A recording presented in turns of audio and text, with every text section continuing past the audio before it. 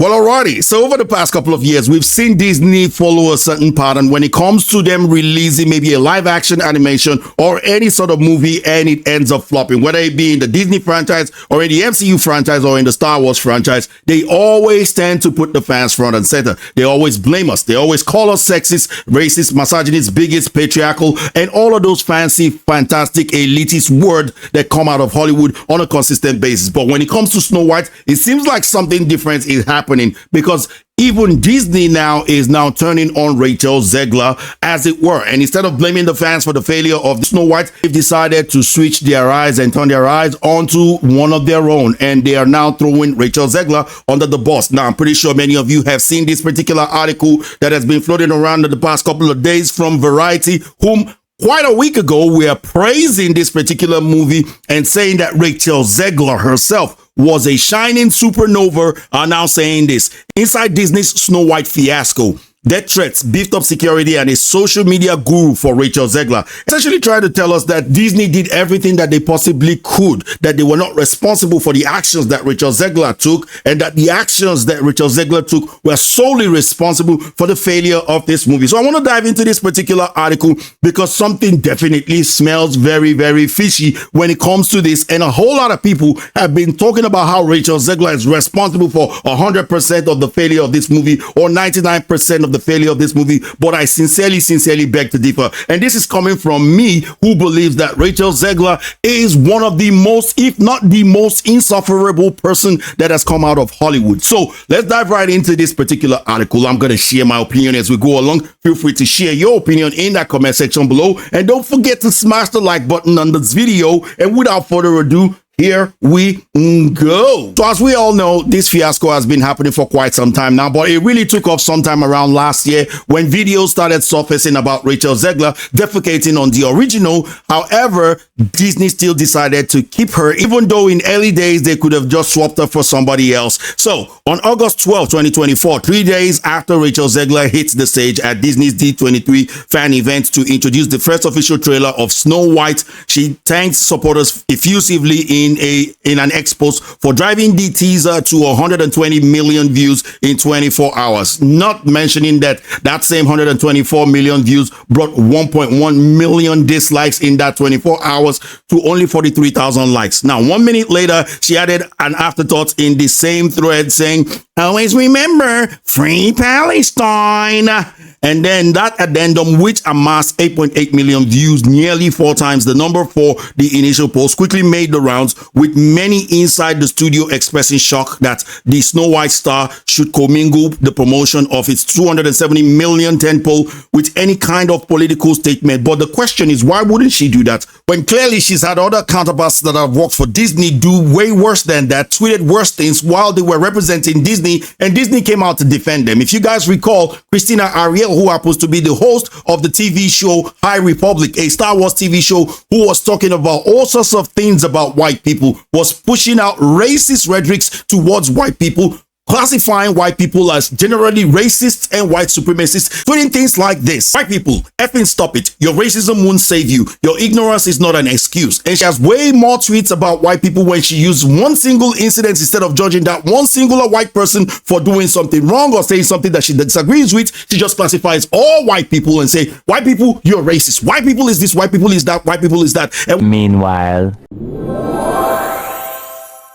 when she gets criticized by people for actually trying to generalize white people and classify and associate them with racism and white supremacy, hell, Disney released a statement saying, "Our Star Wars community is one of hope and inclusivity. We do not stand for bullying and racism," which is what Christina Ariel was doing to a whole lot of people on Twitter at that point in time. And they said, "We support Christina Ariel." So tell me, when Disney's doing things like that for somebody who's posting political stuff while representing Disney, why wouldn't she be emboldened? And what about Pedro Pascal, who was posting misleading tweets all over the show, likening the American government back then because Trump was in office to Nazi Germany. He had posts like this and many others, but I just want to show you this particular misleading one in which he said hashtag this is America, likening this to this. Meanwhile, this post is highly misleading because he's trying to push this as what was happening at the American border at that particular point in time when the Democrats were accusing Trump of separating children from their parents. Meanwhile, this thing wasn't really happening at that particular point in time. Now, the real truth of the matter is that that photo that he posted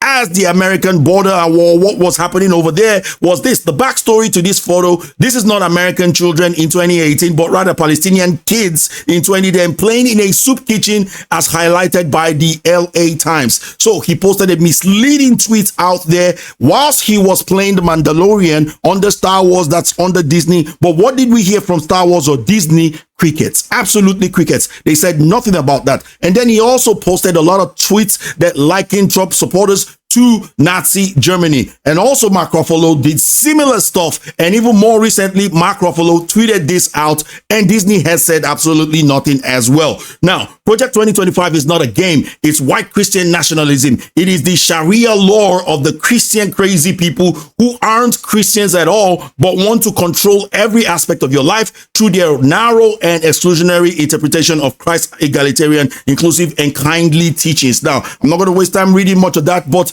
he got a lot of backlash from the Muslim community, and still Disney said crickets. So you tell me why, after Rachel Zegler seeing all this, why wouldn't she be emboldened? Now, a Disney executive raised the studio's concern with Rachel Zegler's team while the film's producer, Mark Platt, flew to New York to speak directly with her. But the actress, whose relationship with the studio began to unravel in 2022, that far back, during a contentious West Side Story Awards season's campaign, and continued as she trashed the beloved original Snow White, stood her ground, and the post remained. So essentially they are saying that she deliberately trashed Snow White. So she's to blame for all of this hatred that is being levied towards this particular movie, as it were. That's what Disney is trying to tell us, that she's the one. But don't forget, Disney is the one that hired her. Disney is the same one that hired people whom were saying, oh, we have a not so secret gay agenda. And they were publicizing all this for people to see, especially when they wanted to release movies like Buzz Lightyear and Strange World that had all of those LGBTQ AI plus agendas in them, right? And now all of a sudden they're trying to tell us that, oh, we didn't know that this girl, this woke girl with her woke mentality and the woke things that she's been saying way before we hired her was going to do something like this. Oh, we are so shocked. It's not our fault at all. It's not our fault. It's all Rachel Zegler's fault.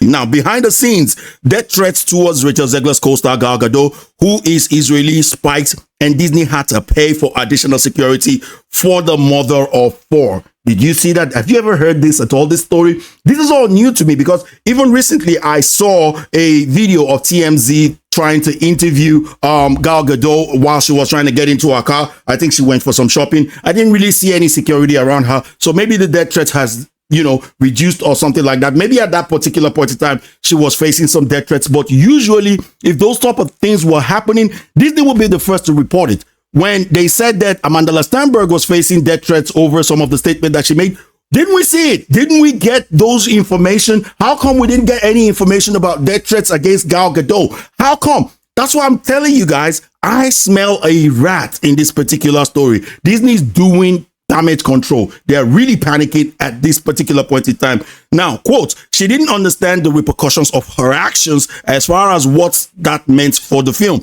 For Gal Gadot, anyone, says one insider. It's amazing how they speak about Rachel Zegler like as if she's some kind of a toddler or maybe at least a teenager. But this woman at this point in time was already 21 or 22 years old, as she's currently about 23 years old. She's a 23-year-old woman and you're still talking about her like as if she's a toddler. And it then gets worse. That was them trying to defend her a little bit, that she's naive, she's a little child. However, they then proceeded to throw her under the bus anyway. 3 months later, following the presidential election, Zegler posted for F Donald Trump, and may Trump supporters never know peace on Instagram.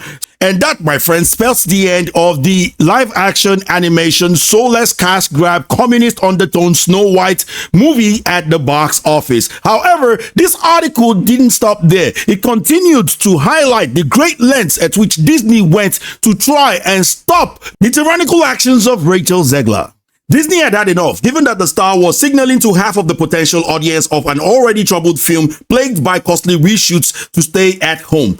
Platt made the case again to Zegler. After a back and forth, after much argument, she began working with a social media guru paid for by Disney to vet any post before the film's March 21st bow. Disney declined comments. Zegler did not respond to a request for comments either. So all of these actions that you were taking were all too little too late at this particular point in time, as the world now knows what an epic failure this movie is. Now that the film's dismal opening weekend, $87 million worldwide, is in the rear view, Burbank Brass are evaluating what went wrong. To put Snow White's global box office haul into perspective, it's about $34 million less than Warner Bros. Joker Folie à Deux, which was a terrible movie that came out in October, but with a bigger budget by $70 million.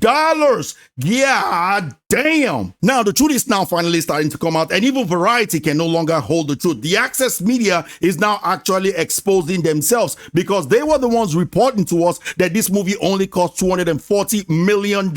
However, now we are getting the full picture that we've already done told you guys that Forbes reported on this months ago, well over half a year ago, and now they're finally starting to admit it. You can't say that a live-action remake of the most iconic film in the vaults that cost $270 million, which means it's more expensive than Aladdin and even The Little Mermaid itself, and has been reshot multiple times, opening to a $50 million weekend, is okay. The math does not work, which means the math ain't mathing. The movie should be $1 billion movie, said one executive at a rival studio when the film was tracking for a 45 to 55 million domestic opening. It ended up being even below that, with a low-end figure at $43 million.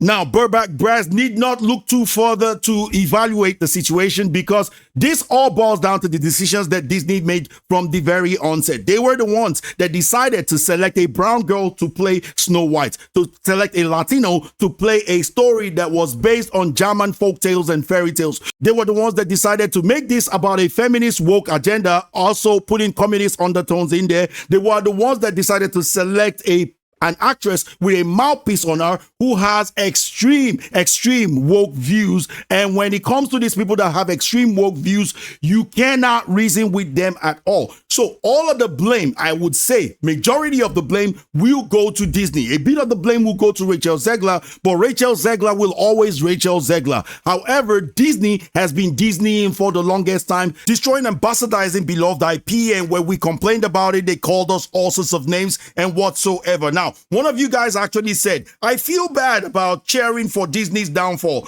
but not bad enough to stop cheering for Disney's downfall. I absolutely love that particular comment from you, because that's just the way things are. That's exactly how I feel. I don't feel bad for Disney at all. Disney's trying to play the victim at this particular point in time and throw Rachel Zegler under the bus. However, they have absolutely nobody else to blame but themselves, and I do not feel sorry for them at all.